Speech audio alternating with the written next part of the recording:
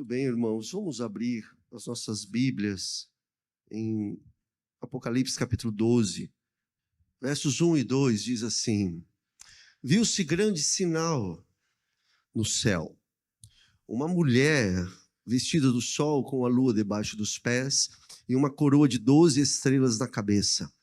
A mulher estava grávida e gritava com dores de parto, sofrendo tormentos para dar à luz. Vamos parar por aqui, no verso 2, vamos tentar entender o início aqui desse capítulo 12, o que está acontecendo. Nós vimos na semana passada a 7ª trombeta, os irmãos estão lembrados disso?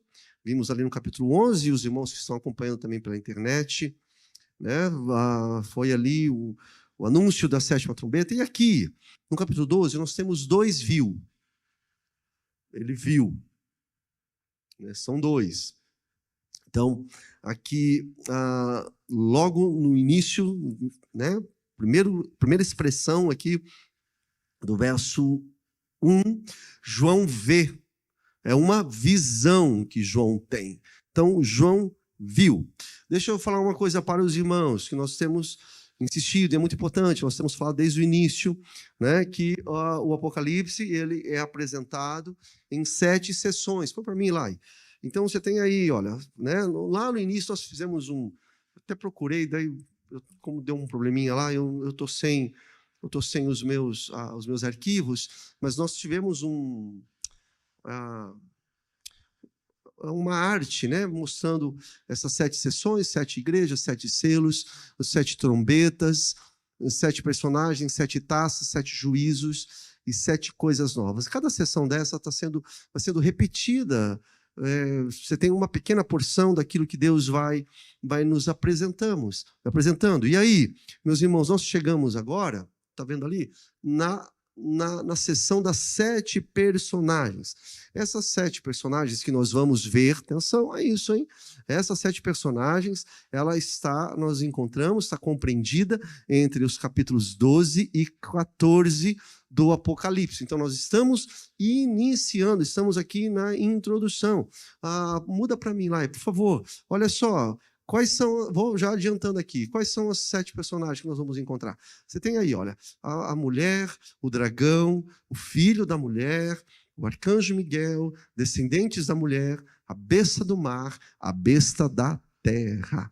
Claro que todos esses personagens carrega um teor simbólico, né? Então, tem todo um simbolismo aqui. E cada personagem dessas 7, que se encontra nessa 4ª sessão dos 7, dentro do Apocalipse. Por isso é importante a gente estar estudando sequencialmente. Cada personagem, meus irmãos, tem um significado. E a gente vai ver esses significados ao longo aí da nossa caminhada nos capítulos 12 até o 14, Niva. Só que já adiantando, porque a gente fica curioso, e aí eu também quero passar para os irmãos, você tem aí já o significado de cada um. A mulher é o povo de Deus, o dragão é Satanás, o filho da mulher é Cristo, o arcanjo Miguel é um líder do céu, né? Os descendentes da mulher é a igreja, ok? A besta do mar nós podemos entender, interpretar como um poder político dominante na face da terra, e a besta da terra é o poder religioso que está aí, que vai cada vez mais ganhando força, né, para destruir a Santa Igreja de Jesus. Então, meus irmãos, esse primeiro viu está aqui, logo no primeiro versículo. E aqui no capítulo 12, nós estamos vendo aqui esses 7 personagens simbólicos presentes aqui no livro do Apocalipse, conforme nós falamos que vai do 12 até o 14. E aí, olha só, nós não iremos terminar essa 4ª sessão. Nós estamos começando ela. Nós não iremos terminar essa 4ª sessão até que nós vejamos lá, né, no capítulo 14, alguém sentado semelhante ao Filho do Homem, que tem em sua cabeça a coroa de ouro, né? Ali por volta ali do versículo 14 até o verso 20 do capítulo 14, é quando termina essa sessão, né, essa quarta sessão dos 7, e em sua mão deste que está sentado, semelhante ao Filho do Homem, ele tem uma foice afiada. Por quê? Porque chegou de novo, Wilson, o momento do juízo. E nós já vimos o juízo lá na 7ª trombeta. Percebe? É aquilo que nós temos dito, porque você vai ter vários juízos. E aí nós chegamos, então, no final dessa quarta sessão dos 7, novamente, o Senhor, é a visão que João está vendo. O que ele vê? Ele vê alguém sentado no trono, com coroa de ouro, com um cetro, que é como uma foice, né? Então você vê ali que a foice representa, né, o juízo sendo instaurado aqui na terra. Então, meus irmãos, no soar da 7ª trombeta, assim também, como lá no finalzinho, lá no 7º selo, que nós estudamos, que nós vimos, nós tivemos uma ideia do fim. Nós temos tido esses encontros, se os irmãos tiverem essa percepção. Mas a gente sempre tem uma vaga ideia do fim, igual nós vimos lá na 7ª trombeta, né? Do Senhor, né, Deus reinando. Então você tem ali, mas você não tem os detalhes de como será isso. E a gente fica com vontade de quero mais, não é? A gente fica com um desejo assim, puxa vida, eu queria saber melhor como que vai acontecer, porque você tem uma vaga ideia, a visão que João está tendo. Então nós tivemos essa vaga ideia quando terminamos lá no 7º selo, tivemos essa vaga ideia quando passamos pela 7ª trombeta, mas a gente não tem uma, como podemos dizer, uma visão ampla, plena de tudo. E aí a gente vai tendo realmente essa percepção que cada vez que o servo do Senhor, cada vez que João, ele vai tendo a visão, ele vai nos acrescentando um acontecimento, uma informação a mais, porque a gente não tem toda uma descrição detalhada de como será o fim, de como as coisas vão acontecer, sobre a vitória de Cristo, a vitória da igreja, sobre as forças malignas, sobre as forças do mal, sobre as forças demoníacas. Nós não temos essa visão exata, detalhada, né, ali nas sessões que nós já passamos. Nós não temos isso. Mas aí o Senhor vai acrescentando e João vai tendo essas informações, ele vai anotando, ele vai passando, ele vai transmitindo para nós, e são informações cada vez mais completas. Muito bem. Então, olha só. Até o capítulo 11, ali na 7ª trombeta, o que nós vimos ali? Vimos a semana passada. Fomos conduzidos justamente até o final ali da história. É justamente isso que eu estou falando. Mas nós não tivemos um detalhamento de como foi. Se você está com a tua Bíblia, você vai ver lá no finalzinho, lá, você tem uma visão geral, o Senhor reinando, mas a gente não tem todos esses detalhes. A gente fica querendo realmente, gostaríamos de ter mais informações. Então, ok, isso é muito importante. Aqui no capítulo 12, no verso 1 e no verso 2 também, leia aí na sua Bíblia novamente, né? Ele vê um grande sinal no céu, que é... Qual é esse sinal, meus irmãos? É um sinal. Qual é o sinal que ele vê? Uma mulher, e ela está vestida do sol. Vestida do sol. Coisa interessante. Ela está vestida do sol. E com a lua debaixo dos pés e uma coroa de 12 estrelas na cabeça. E essa mulher, ela estava grávida. E ela está gritando com as dores de parto, né? Sofrendo aqui tormentos para dar à luz. E aí, novamente, o que será isso? Perceba a dificuldade da gente estudar o Apocalipse. É toda uma linguagem apocalíptica, né, e cheia de simbolismos, enfim, e esses exemplos simbólicos, metafóricos, que vão sendo transmitidos para a gente. Então, o que será isso? Porque, se você concordar comigo, o que está acontecendo aí no capítulo 11, melhor dizendo, no início do capítulo 12, não tem nada a ver com o que a gente estudou no final do capítulo 11.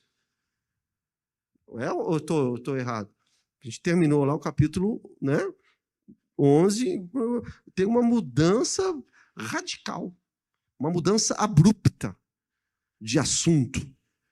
É outra coisa, parece até que estamos iniciando uma nova história. Parece que vai começar uma nova, porque terminou, perceba? Olha que coisa interessante para a gente, nós que estamos aqui, né, debruçados no Apocalipse, essas semanas todas, esses meses todos, parou lá no 11. Agora João vê. É como se fosse uma nova visão. Olha que legal. Não está contínuo o negócio. Como muita gente interpreta, viu, Nivo? Não é. Agora ele vê. É uma nova visão que ele começa tendo aqui, né? Então ele está iniciando. Então, olha só, irmãos. Aqui, nessa nova visão, nesse capítulo 12, que nós estamos iniciando aqui hoje, a gente vai ver que vai haver uma batalha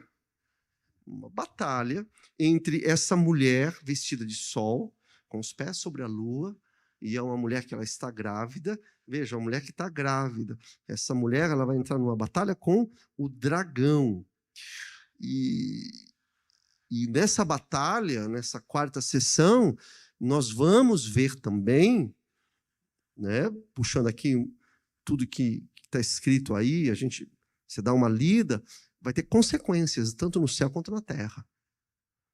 Então, olha lá, essa batalha entre uma mulher grávida e entre o dragão vai gerar consequências, tanto no céu quanto também na terra. Então, segundo os escritos aqui do apóstolo João, ele está falando que ele vê, e é um grande sinal que é essa mulher, e a mulher está grávida. Veja que coisa interessante, ela é uma mulher grávida, é uma mulher que ela está numa fase de bem-aventurança, né? E como a mulher que está grávida, ela está bem-aventurada, agraciada, obrigado, Rafa.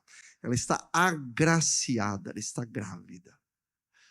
Mas, ao mesmo tempo, ela está com dores aqui, né? Então, ela está sofrendo. Ela é uma mulher que está agraciada, mas ela também está aqui num momento de sofrimento. Ela está frágil, porque é justamente isso. É uma mulher que se encontra em gravidez, em gestação. Ela está agraciada, mas ela também é uma mulher frágil. Está debaixo de graça. Entendeu, irmã Cleusa? E é frágil. A mulher tem que tomar cuidado quando a mulher está grávida, né? Não pode subir em escada pode subir.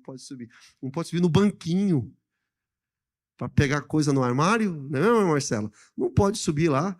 Por quê? Ela é frágil, tem um serzinho. Então, agraciada, abençoada, bem-aventurada, mas ela tem fragilidade. Então, olha só. Os grandes escatologistas fazem uma conexão do capítulo 12, sobretudo nessa parte que nós estamos aqui, com Gênesis 3, 14 e 16. Não precisa colocar ainda, não. Deixa eu preparar aqui. Gênesis 3, 14 a 16. E é muito isso, gente. E nós vamos ver aqui, frente a frente. É o mesmo Deus. Porque o problema dessa batalha cósmica que nós estamos inseridos, né? Toda essa batalha que vem desde o Gênesis 3, o homem rebelde contra Deus, e toda essa luta, né? Uns obedecem a Deus, a maioria não obedece, e parece que as coisas são novas, mas não tem nada de novo debaixo do sol. É a mesma coisa. Então, essa batalha que está acontecendo, né, Deus ele nos revela lá no Gênesis 3.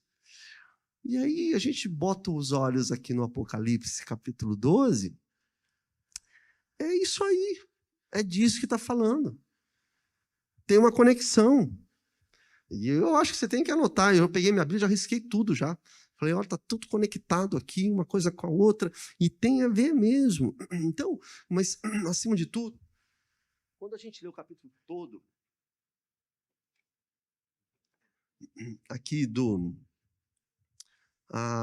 capítulo 12 do Apocalipse, a gente fica com a impressão, meus irmãos, e eu convido você, se você ainda não o fez, leia o capítulo 12 inteiro, adentre um pouco no texto. Você sabe, se você ler com detalhamento, observando mesmo, você vai perceber que parece que nós temos ali um resumo da história. Então, tem uma conexão tanto com Gênesis 3, né? Parece que João ele está resumindo, parece que João ele está fazendo essa ampliação, está interpretando desde os acontecimentos lá do Gênesis 3, mas ao mesmo tempo, capítulo 12 tem um resumão da história da humanidade, desde a sua queda até a consumação das coisas. Que eu falei agora há pouco. O que eu disse? Eu falei. Nós não vamos terminar a quarta sessão sem ver alguém como Filho do Homem sentado no trono. Começa o capítulo 12 com essa mulher grávida, abençoada, mas frágil. Contudo, a sessão ela termina lá no capítulo 14, com alguém, né, assentado, como Filho do Homem, assentado no trono. Então, é esse resumo da história, desde ali da criação, e vai até a consumação de todas as coisas. Na verdade, no capítulo 12, como é a nossa história, o que está falando? Está falando dessa guerra, né? Que o apóstolo Paulo fala lá porque eu fiquei analisando. Falei, o que está acontecendo? É a guerra que Paulo fala lá em Efésios, que a nossa guerra não é contra carne ou sangue. Não é. Mas é contra toda a malignidade, os principados, potestades, as forças dominadoras, né, desse mundo tenebroso. É essa guerra que os nossos olhos carnais não enxergam, mas essa é a guerra real. Essa é a guerra real, não é a que está acontecendo na Ucrânia, lá com a Rússia. Essa está aí, na aparência. Mas tem uma guerra estrutural por trás de tudo. E quando a gente lê aqui esse trecho do Apocalipse, é justamente disso que a palavra de Deus está nos revelando aqui. E a igreja, conforme se faz um link com Efésios capítulo 6, a igreja tem que estar revestida da armadura de Deus para enfrentar o dia mal, para enfrentar as forças do mal, as forças malignas, né? Então, esse é o nosso papel. Por isso que na nossa oração aqui, gente, lembra quando nós estávamos falando das igrejas do Apocalipse? Lembra disso ou não? Que era, qual que era o mesmo simbolismo das igrejas, gente? Os candelabros, né? Os 7 candelabros, as 7 igrejas. Aí lá nós vimos igreja que perdeu o primeiro amor, igreja, né, que estava envolvida lá com as coisas ali pagãs, igrejas que estavam dormindo, e Deus dando um chacoalhão, Deus chamando.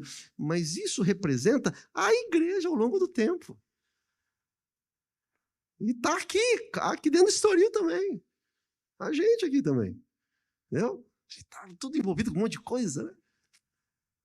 Mas, gente, nós somos chamados pelo Senhor para estarmos atentos ao tempo que nós estamos vivendo e ficar muito atento mesmo para que, né, o Senhor tenha misericórdia das nossas almas, da nossa vida, para resistir aí, né, esse dia mal e de forma inabalável, inabalável. É assim que deve ser a nossa postura. Vida de oração.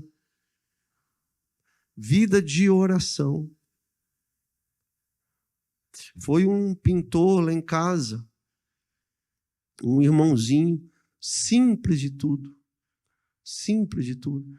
E ele sabe que eu sou pastor, ele estava conversando sobre as coisas da Bíblia, ele me contou alguns testemunhos, e ele falou uma coisa para mim, e assim, a gente se abraçou, e ele falou para mim assim, ele falou, pastor, nós temos que ter conhecimento da palavra de Deus. Eu falei, é verdade, irmão. Eu falei, é verdade. Mas daí ele falou uma coisa assim, mas é o seguinte, pastor, Nós temos que ficar de joelho no chão e orar. Os crentes de hoje não oram. Eu falei, é verdade também. Eu falei, é verdade. Ele falou, só conhecimento não adianta. A gente tem que gastar tempo na presença do Senhor. Jesus fazia isso. É só assim que nós vamos conseguir enfrentar as tentações, as provações desse mundo. É de joelho no chão, é orando. Intimidade com Deus, intimidade com o Espírito Santo de Deus. Entendeu? E eu sei que é muito difícil, né? Falar no vácuo, falar no vazio, falar com o Deus invisível. Mas não importa. A Bíblia o tempo todo está nos chamando, nos convocando a uma vida de oração. Orai sem cessar. Conhecer a palavra de Deus? Maravilha, sensacional, extraordinário. Temos que conhecer mesmo.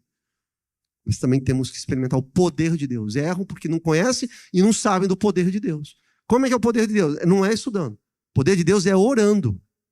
E a igreja tem que orar. Nós temos que orar. Não é só aqui em vigília, é orar na sua casa, buscar a face do Senhor, contra a tua vontade, contra a tua carne, entendeu? Vencendo a preguiça, mas você desliga tudo e fala, eu vou ficar aqui. E fala, Senhor, eu não saio, até o Senhor não falar comigo. Eu não saio daqui.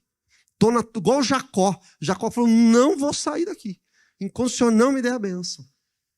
Orar, gente, temos que orar. Jesus é o nosso exemplo. Não é porque o pastor não é pastor, não é irmão, não é, é Jesus, é o nosso exemplo. Oração, vida de oração. Glória a Deus, irmãos. Então, queridos, nós temos que lembrar sempre aqui que a chave do Apocalipse, volta para o conhecimento aqui, sabe onde está? No AT. Antigo Testamento. VT para uns, Velho Testamento.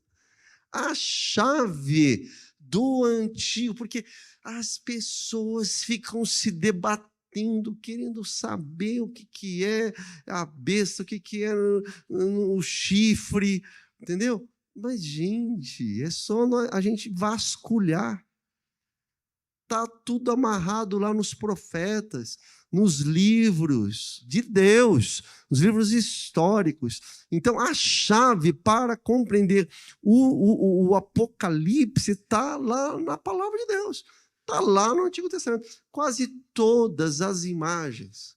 Eu não posso falar, afirma que eu não fiz ainda, amarrar tudo certinho, e dá um tempo de pesquisa, mas assim, quase todas as imagens que nós encontramos no Apocalipse encontram-se reveladas no Antigo Testamento. Lá nos profetas, está tudo lá. Qual é o segredo do Apocalipse? Está no Antigo Testamento. Aí tem que parar, orar, estudar, analisar. Então é isso. Então, irmãos, o pano de fundo aqui desses dois primeiros versículos está no Gênesis. Eu acho que o quadro aí, que a gente agora pode colocar lá, e vai nos ajudar a ver os temas aí, os personagens. Olha lá. Eu vou ter que correr, mas não vai dar. Está lá, ó. Botei aí um frente ao outro, entendeu? Para você poder fazer uma leitura. Você vai encontrar muitos dados do Gênesis 3, você vai encontrar no Apocalipse 12. Você vai ali. Olha que eu fui até o 4, né? Mas você vai encontrar. Está lá. Então a gente pode fazer essa ligação. Olha, eu coloquei um outro quadro para a gente fazer essa correlação. Olha lá, aí está legal. Olha que legal. Olha que legal isso aí. Né? E peguei uma aqui, outra ali, fui olhando. Você vai encontrar a serpente no Gênesis 3,14. A serpente é o dragão. Lembra que a gente falamos agora? Quais são os... Nós falamos agora há pouco. Os personagens, qual é o significado? Né? Então, a serpente é Satanás, a serpente é o dragão. Né? O rebaixamento da serpente, ali em Gênesis 3,14.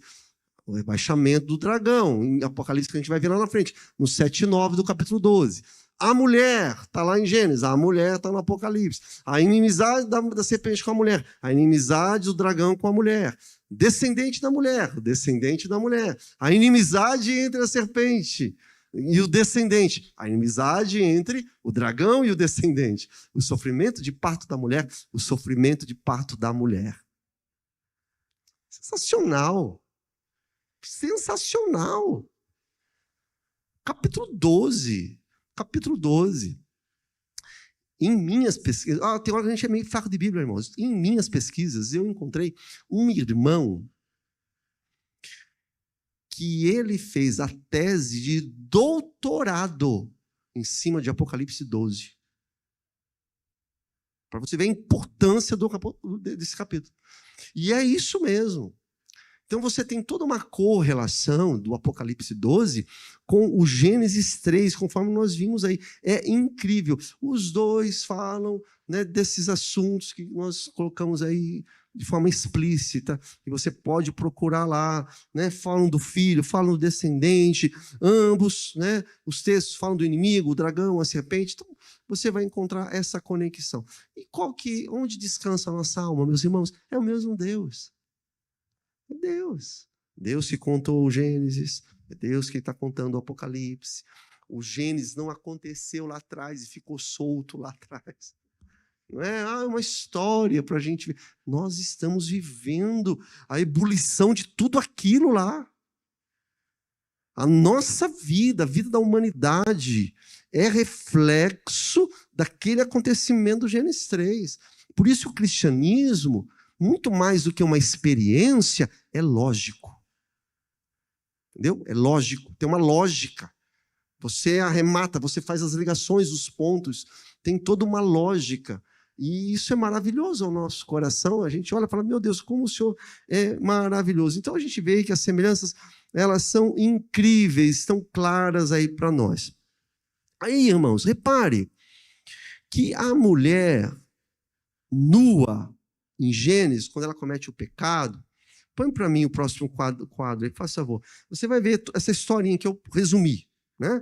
A mulher estava nua, aí eles perceberam que estavam nus, e aí o Senhor, eles fizeram folhas lá para se cobrirem, e depois o Senhor também preparou para eles ali vestes, então de pele. Então é o Senhor que faz. Então você vê essa mulher sendo coberta por peles que o Senhor proporciona. Você vai para o Apocalipse, e lá no Apocalipse, a mulher está vestida de sol. E ela tem a lua debaixo dos seus pés, e tem uma coroa de 12 estrelas na cabeça. Se você, né, fizer aí uma sobreposição, como tudo está interligado, essa mulher que tem essa coroa, né, com 12 estrelas que estão lá na cabeça. O número 12 nós já vimos. O 12 nos conduz, né, para os patriarcas, para os apóstolos. E aí nós também temos aqui, aí é uma possibilidade que essa mulher que tem essa coroa com as 12 estrelas, é possível que nós tenhamos aqui, meus irmãos, uma referência ao sonho de José. Porque a mulher, ela está vestida de sol e ela está com os pés sobre o quem? Sobre a lua. Lembra do sonho de José? Lembra do sonho de José? Que é Deus também que deu lá. Acho que tem aí, né, o 37,9, lá. Sonhei que o sol, a lua, 11 estrelas, se você conta José, você tem 12, que ele faz parte, né, se inclinavam lá diante dele. Então, o que está acontecendo aqui nesse sonho de José? Obviamente é uma referência a Israel. No caso de José, o sonho dele é uma referência a Israel. Lembre-se que a família patriarcal está nascendo para a formação de uma nação. Né? Quando José tem o sonho, ainda não existe a nação de Israel. É apenas uma família patriarcal. Né? Mas aquele sonho que José está tendo, meus irmãos, está apontando para Israel, os filhos de Abraão. Toda a promessa que Deus fez para Abraão, lá em Gênesis capítulo 12, que Deus fez lá em Gênesis capítulo 15. Portanto, meus irmãos, pode ser que a visão de João aqui, da mulher gloriosa, essa mulher que está vestida de sol, uma mulher, né, cheia de glória, gloriosa, refira-se ao povo de Israel, a antiga aliança que Deus fez. Pode ser que tenha essa conexão.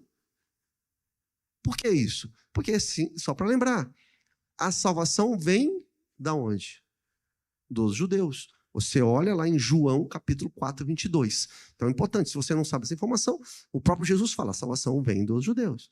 Então pode ser que essa mulher que está grávida, né? Alguns vão dizer, olha, essa mulher que está grávida é uma referência a Israel, ao povo da aliança que Deus fez, a antiga aliança, a aliança que Deus fez com Abraão, né?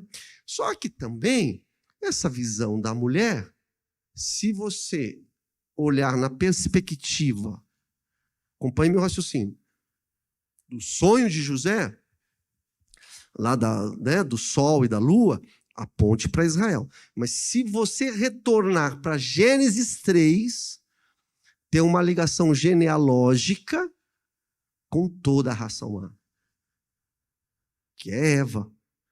Aí já não é...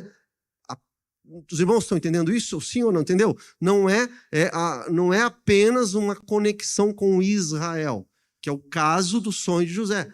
Então, se essa mulher aponta lá para Gênesis 3, aí é a Eva, que ela é uma representante de toda a humanidade, de toda a raça humana, e ela foi tentada pelo dragão, ela foi tentada pela serpente, né? E ela caiu ali naquela guerra entre a serpente e a criação de Deus que estava acontecendo ali. Agora, olha só, uma coisa que nós devemos aqui enfatizar, e diversas vezes você vai encontrar na Bíblia, a nação de Israel e a igreja de Jesus, só para a gente clarear melhor a ideia aqui, é sempre apontada na Bíblia como uma mulher.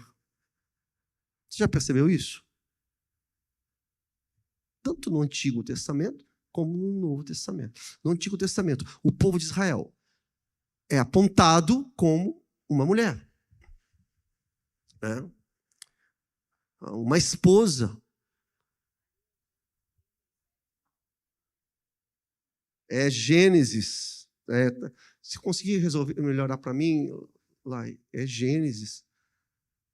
Nossa equipe é uma equipe muito eficiente, que já percebe os erros e já muda na hora, já. Que não existe. Existe Apocalipse 37, gente? Eu acho que não existe Apocalipse 37, meu Deus. É Gênesis, tá bom? Então, meus irmãos, olha só.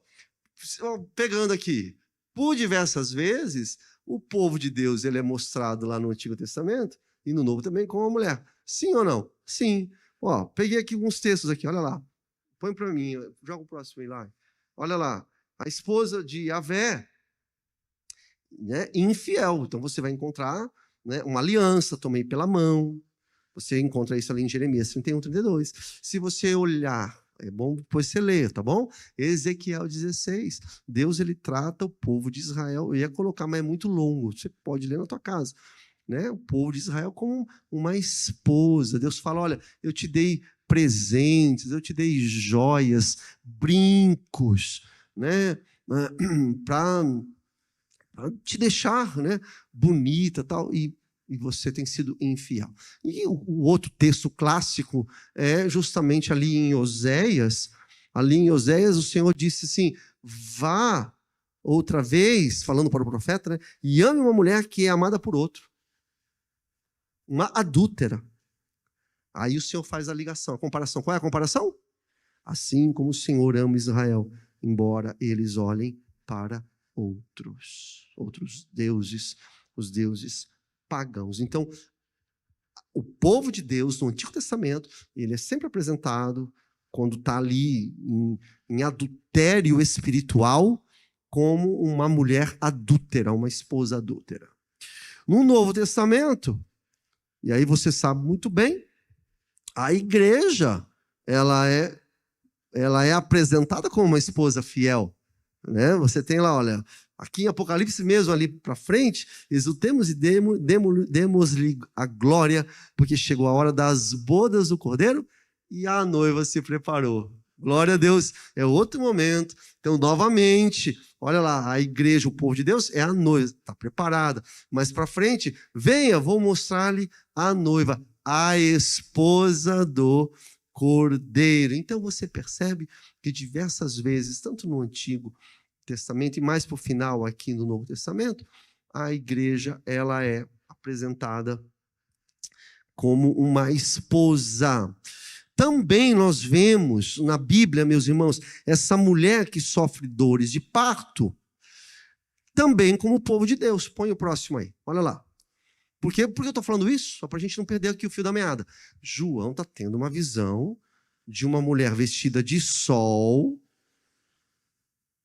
No Gênesis é uma mulher vestida de pele de animais, antes com folhas de figueira. Agora a mulher está gloriosa, a mulher está gloriosa, com os pés sobre a lua, né? Ela está grávida. E a mulher grávida, a chave para entender o Apocalipse está no Antigo Testamento. Você olha para o Antigo Testamento, mulher grávida, é esse linguajar que Deus usa. Deus, ele para se referir ao povo dele, muitas vezes ele usa esse tipo de expressão. É a mulher grávida. E você tem aí várias vezes aí, ó. Antes de entrar em trabalho de parto, ela dá à luz. Está falando sobre o povo de Deus, Isaías 66:7. Com a mulher grávida prestes a dar luz, se contorce, grita de dor, assim estamos nós, na tua presença, ó Senhor. Tem mais?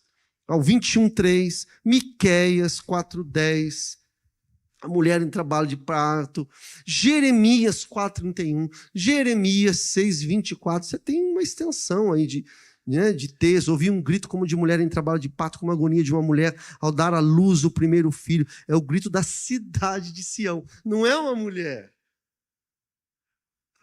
Não é só o Apocalipse que usa termos simbólicos.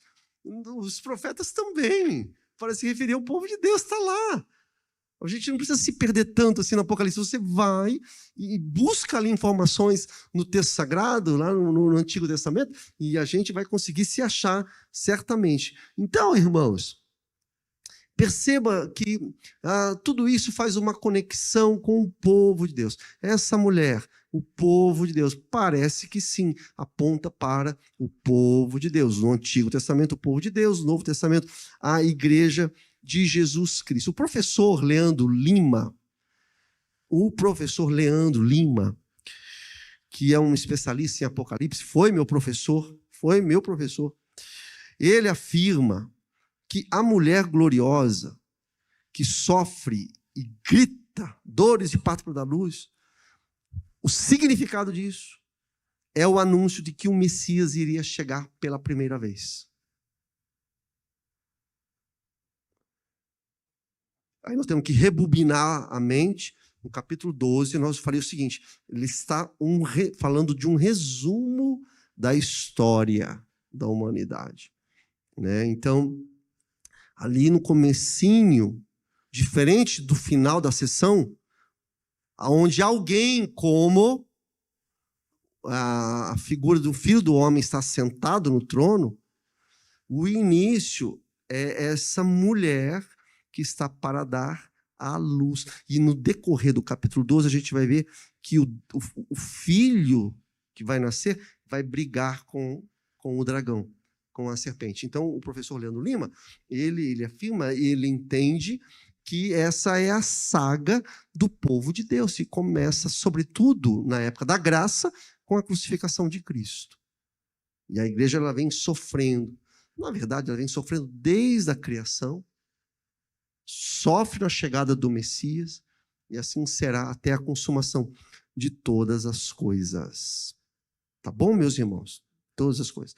Portanto, perceba aí, querido, você está com a tua Bíblia aberta nesses 2 versículos, perceba que há esse contraste, é quase com um paradoxo que nós encontramos aqui nesses 2 versículos, quando fala da mulher, porque a mulher ela está vestida de sol, né, adornada com uma coroa, com 12 estrelas. É um paradoxo, perceba. É uma mulher que ela está vestida de sol, adornada com uma coroa de 12 estrelas, está com os pés sobre a lua. Essa mulher está na terra ou está no céu, gente? Não tem medo, não. Mulher vestida de sol, com o pé em cima da lua, está na terra? Não, está no céu. Né? É uma mulher gloriosa. Gloriosa. E qual é o paradoxo? Ao mesmo tempo, a gente vê aqui que ela sofre dores bem terrenas. Da terra aqui, desse mundo. Né? Ela está sofrendo ali dores de parto, e Deus havia dito que isso iria acontecer. A mulher, a partir, né, do pecado, começou a ter filhos, Gênesis 3,16, com dores de parto ao dar à luz ao filho.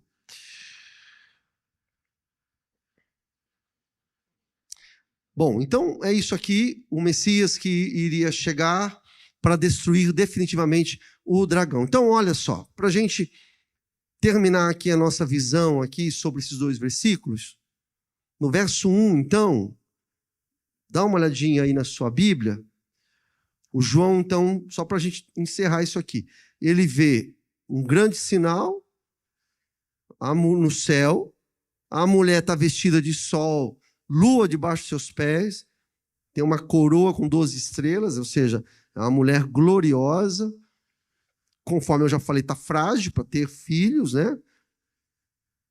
E, obviamente, meus irmãos, só um adendo aqui, esse negócio de ela estar vestida de sol, né? Novamente, é uma linguagem simbólica que tá tratando aqui, uma personagem, né, gloriosa, celestial, e as 12 estrelas simbolizam, entendeu? Os 12 patriarcas, as 12 tribos de Israel, né, conforme até o sonho que José teve lá em Gênesis capítulo 37, que 11 se prostravam a ele é o 12º. Então, olhando aqui de perto para esses 2 versículos primeiros, nós entendemos, meus irmãos, que tem mais lógica de que essa mulher que está aí, porque é essa figura misteriosa, são 7 personagens. 7 personagens. Quem é essa mulher? Então, nós entendemos, olhando para tudo isso, porque a gente temos que resolver. Quem é essa mulher? Nós entendemos aqui que essa mulher, ela representa o povo salvo. Naquele quadro que nós colocamos lá no início, quem é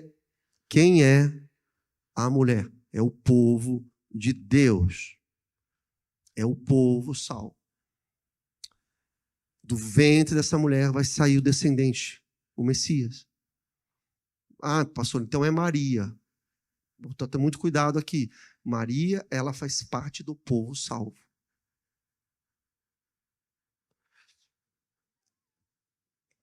Gloriosa para vencer é a igreja. Não é personagem A, B, C, né, Moisés, né, é a igreja. Maria faz parte desse povo salvo. Entendeu? Ela foi usada por Deus como uma serva do Senhor para dar luz ao Messias. Por que eu estou dizendo isso? Porque é muito comum você encontrar, você fala, pastor, eu vou dar uma vasculhada. Daí vai lá vasculhar. Vai lá vasculhar. Você vai encontrar comentadores ou comentaristas, eles vão dizer o seguinte, alguns vão dizer que essa mulher do Apocalipse 12, já vou falar aqui, já é Maria. Muitos vão falar. Muitos não. Eu encontrei alguns falando.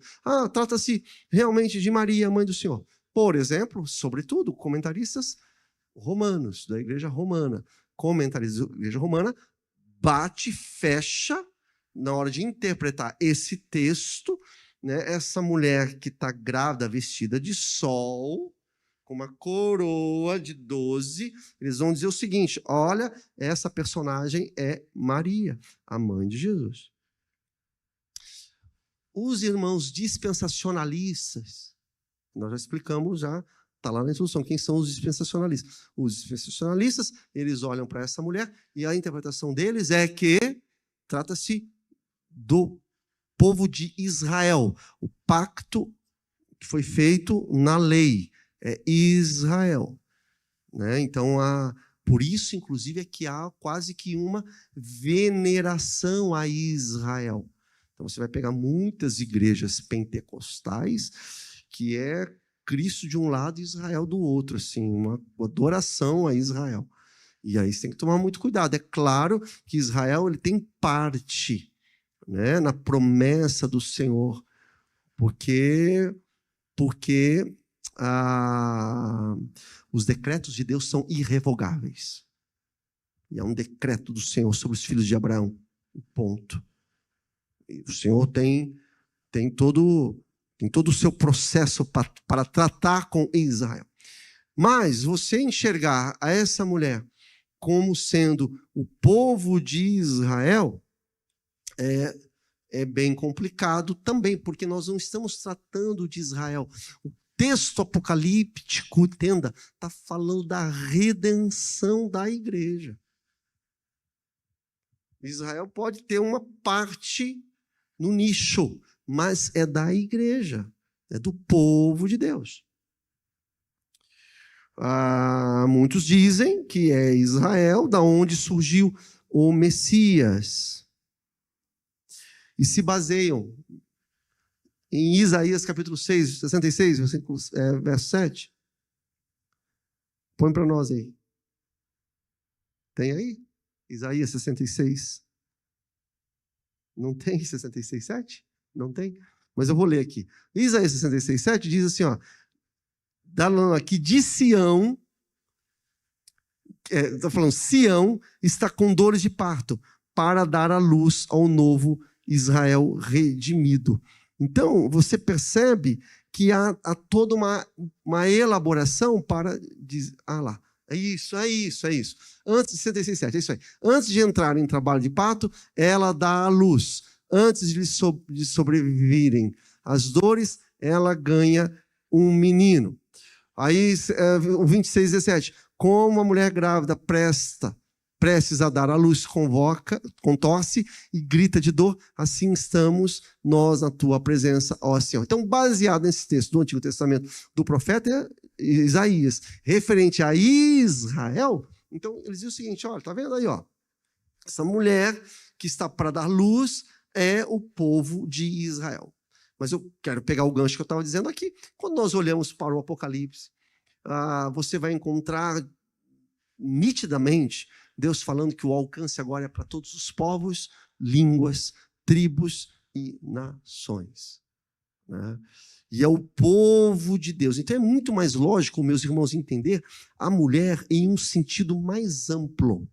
Não a um personagem como Maria, não a um povo específico como Israel, mas ao povo de Deus. É esse povo de Deus que sai para vencer, conforme nós já vimos nas trombetas.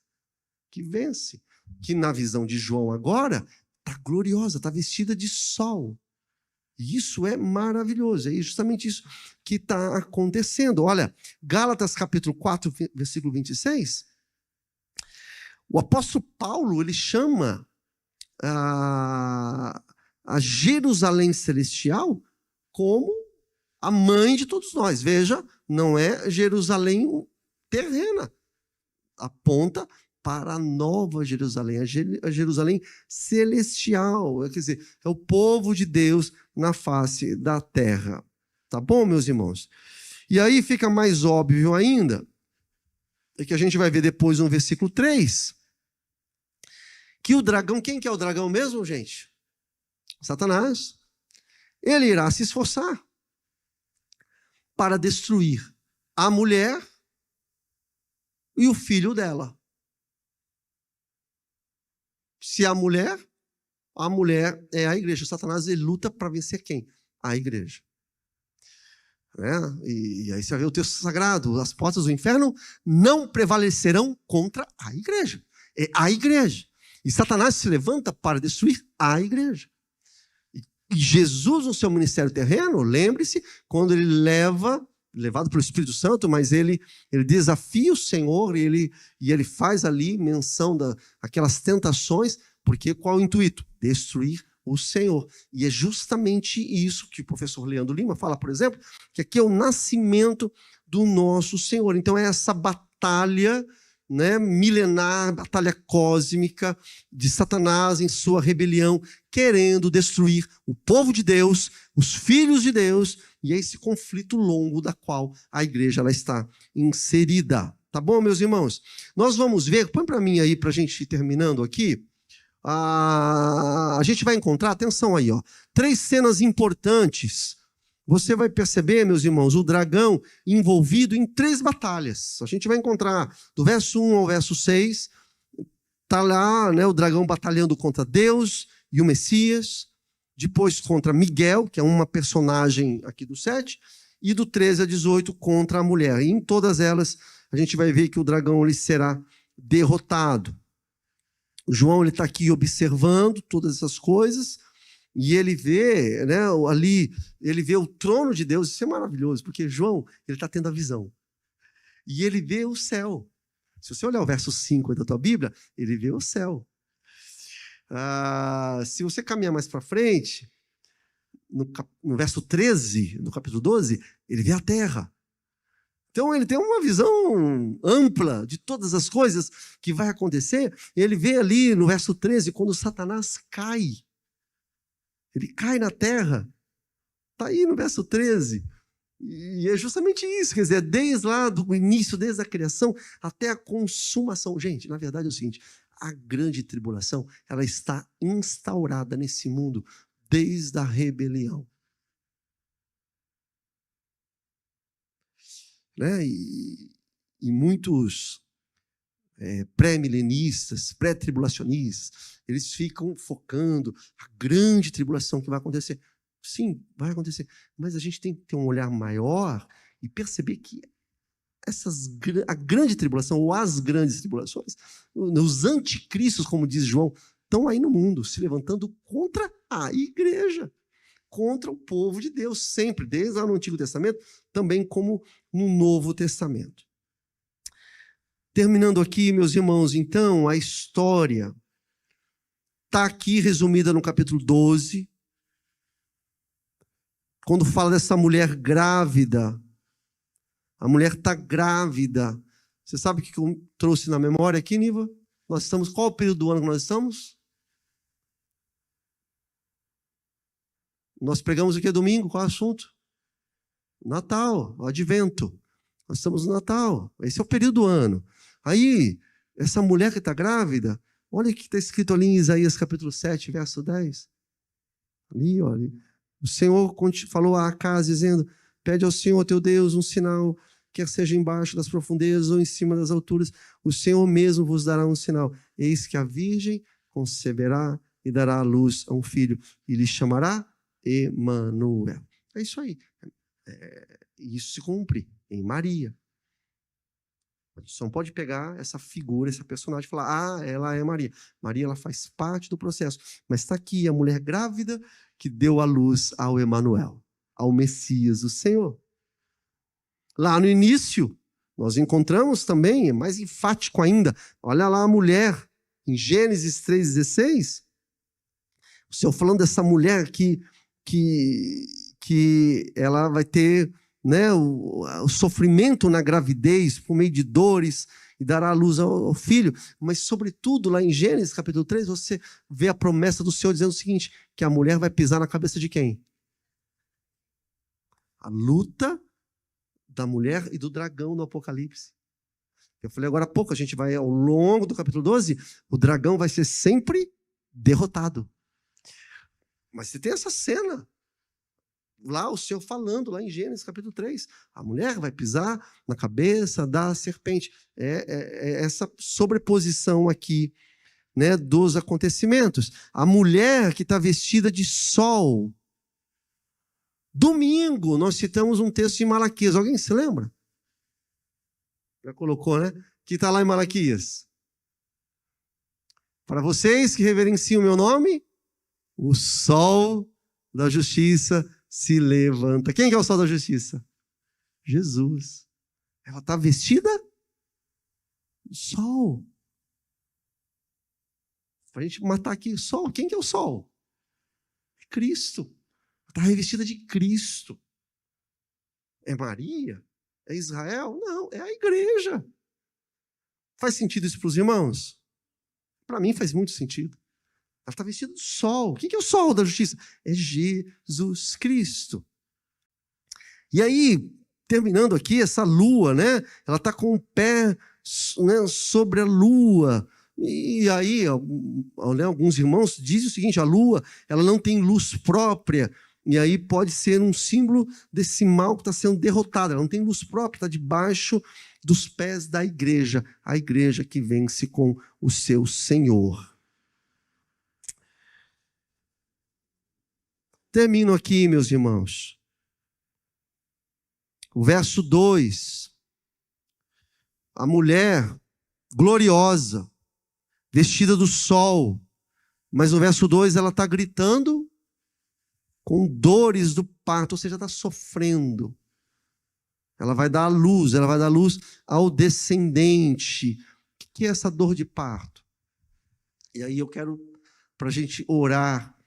A dor de parto sempre representa o sofrimento. E no caso dela aqui é o sofrimento do povo de Deus na face da terra. Quando você olha para a história, é só você lembrar quantos e quantos servos do Senhor, quantos profetas santos de Deus que, aguardando a vinda do Messias, sofreram, foram mortos, foram torturados de forma trágica. Dor de parto. O dor do sofrimento. O próprio Senhor Jesus, ao nascer, ele sofreu. Ao viver o seu ministério, enfrentar a cruz do Calvário, dores de parto terríveis aqui nesse mundo. Mas Deus, ele preparou um povo especial. E esse povo é o veículo do Senhor, na época da chegada do Messias, para a vinda do Messias a esse mundo. E é justamente disso que está tratando aqui, né? Esse resumo da história da humanidade. Dores de parto para nascer o Messias. Muitos sofreram, foi um processo doloroso, um processo de martírio, um processo de sofrimento, muita dor, muita lágrima, forças hostis, forças contrárias, muitas artimanhas, a serpente do dragão, para matar o Filho de Deus. Lembre-se, quando Jesus nasceu, lembra lá que Herodes, ele decreta lá uma lei para matar esse rei que havia nascido, e ele manda executar muitas crianças. Então perceba, dores de parto, destruição. E aí você olha para a história, ao longo da história, perseguições ao povo de Deus, sempre impedindo o nome de Cristo Jesus, para que o nome de Cristo Jesus seja anunciado. Se levantam contra. É uma luta intensa, mas acima de tudo Deus tem preservado o seu povo, e na plenitude dos tempos, diz Gálatas, Jesus nasceu. Ele veio. E nós aguardamos a sua volta gloriosa. Esperamos isso. A igreja vence. A igreja vestida do sol da justiça. Estamos vestidos do sol da justiça. A igreja sempre vence. Amém, meus irmãos? Vamos continuar no capítulo 12. Capítulo 12 é fascinante, maravilhoso. E vamos ver aqui no final o rei de toda a terra. Ele reinará para todo sempre. Vamos ficar de pé, feche seus olhos, agradeça a Deus aí no teu lugar. Deus querido, nós louvamos o teu nome, porque nasceu o Redentor. Jesus nasceu. E nós estamos aqui, Pai, para celebrar o teu nome. Reconhecemos o teu amor, reconhecemos a tua graça, reconhecemos o teu poder. E, Deus, nos prostramos diante do teu trono. Pai querido, nós aguardamos, Pai, o cumprimento da história, a consumação de todas as coisas. Reconhecemos o teu domínio, reconhecemos que tu és o Rei dos Reis. Nos dobramos, Pai, diante da tua divindade, diante do teu poder. Obrigado, Deus, porque nós somos um povo simples. Não temos força, Pai. Somos os improváveis desse mundo. Mas o Senhor nos chamou, o Senhor nos elegeu e aqui estamos nós, dando a Ti toda a honra e toda a glória. Venha, Deus, e derrama a Tua graça sobre nós. Não nos abandone, Pai, em nenhum momento. Não nos deixe, Senhor.